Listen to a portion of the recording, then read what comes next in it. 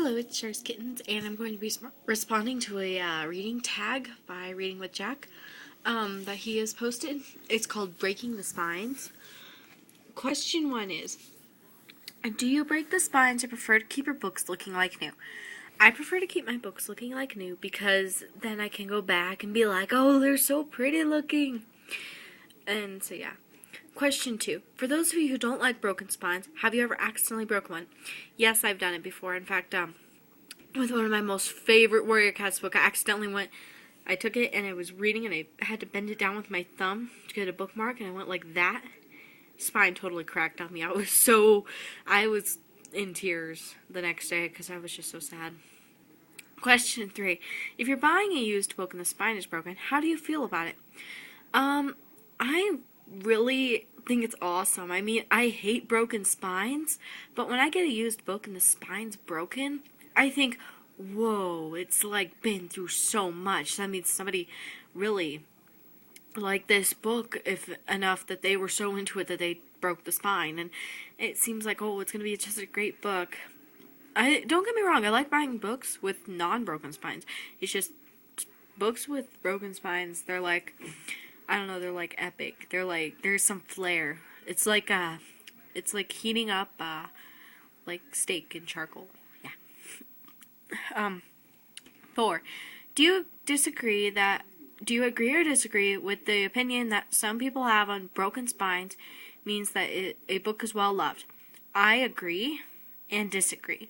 Because I agree, because if you look at it and you can recognize a broken spine from a really interesting part, like if you've broken a spine before, and I'm sure at least you have once in your life, then you'll know that you really loved that book, but you can also tell when somebody has abused the book, because not only is there a broken spine, there's going to be a torn page, or dog ear fold, or a cover's going to be torn, and the book might not have been that loved.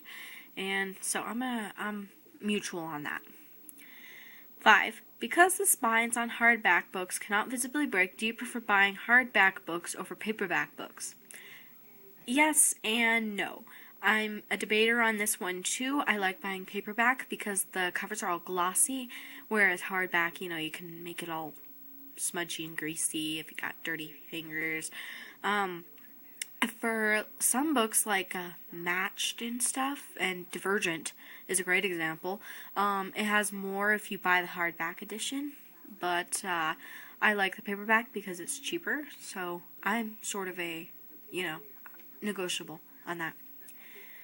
6. Aside from breaking spines, do you ever bend the corner of a page if you do not have a bookmark nearby? I've done that a few times, and I've really regretted it. In fact, one time I bent the page like about that much, and I was putting on like 5 dictionaries on top of it to break out the bend, because I do it sometimes, but I don't do it that often, and when I do, I have to take dictionaries, put it on top of that book, and wait for the crease to come out.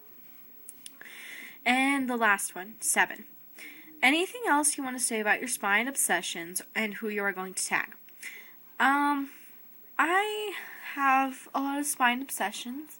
I think that books are gateways to another world, and I think that breaking the spine is really sad, but also in a way it's kind of happy because, it's showing that it's loved and that you've read it and that you thought it was really good, but also it's kind of sad because, maybe you didn't like it and that's why you broke the spine.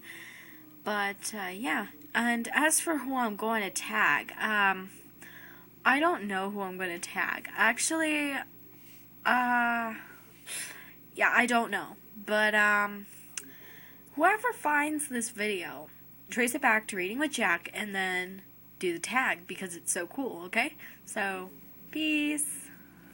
Oh no, my phone.